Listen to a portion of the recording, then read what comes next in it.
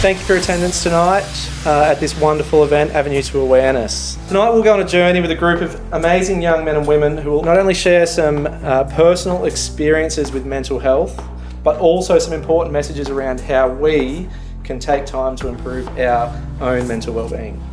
Our last speaker for the night is Sarah, and she will be speaking about relationships and mental health. Thank you, Sarah. Thank you. So far has done really great. Good job, guys. You're actually crushing it. I'm going to hopefully end the night with a bang. We'll see how that goes. Okay. Everyone in this room has been in a relationship, whether that relationship be romantic or platonic in nature. Relationships with other people are incredibly rewarding and they are vital to maintain a healthy headspace. But what happens if your relationship is actually damaging your mental health? Even in healthy relationships with others, things can happen that may take a toll on you mentally. Relationships don't have to be toxic or abusive to impact you negatively sometimes.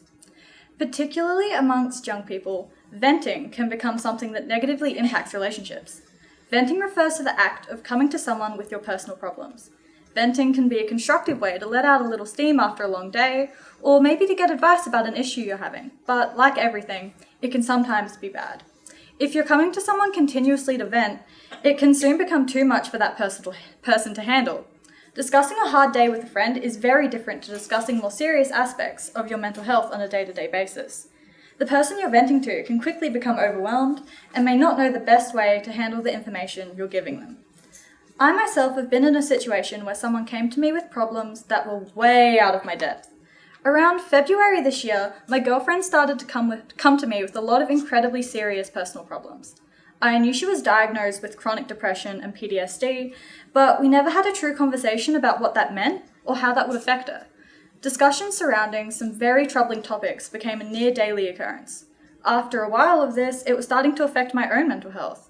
I didn't feel comfortable having those serious conversations with her as I had no idea how to go about helping her.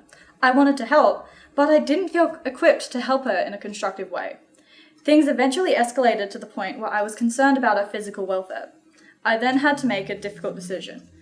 Possibly sacrifice her trust in me and tell her that she needed professional help, or continue being her sole support person and sacrifice my own mental health. I ended up choosing the first option, and to this day, I believe I made the right decision. One day, I sat her down and explained that she needed to talk to her social worker about what was happening. Of course, she was hurt at first, and I honestly did feel a little guilty about not directly supporting her. Although little did I know, I supported her in the best way possible, referring her on to someone who is trained to help her improve her mental health. Since this, our relationship has ultimately improved. We can both now, healthily, come to each other with our personal problems. Now that I'm no longer her sole support person, it's a lot easier for her to confide in me as a girlfriend rather than as a therapist. Some of you in the audience may be listening to my story and realizing that some of my words are mirroring your own experiences. And that's okay.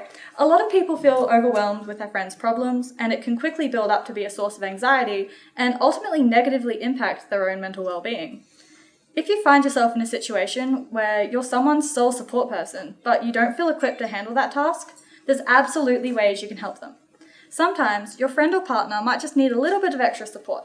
Showing them resources regarding healthy coping mechanisms and self-care can go a long way.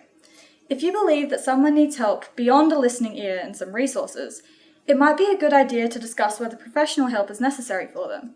Sometimes the person may already have someone they're seeing professionally, and that's great. Then a conversation surrounding personal boundaries may be... Wow, what does that say? Woo!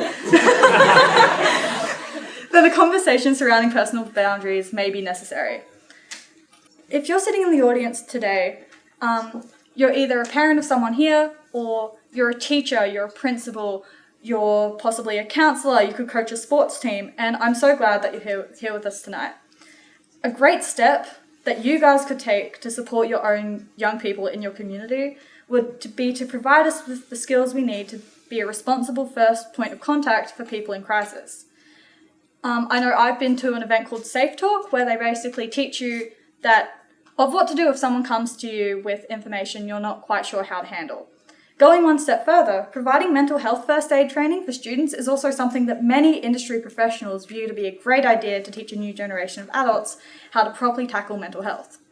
Ultimately, I'd like every person in this audience today to know that they're not alone. Every person experiences relationship struggles at one point in their life. There are resources and community organisations out there that can help you if you or your friend or your partner are struggling. Stay safe and have a wonderful night.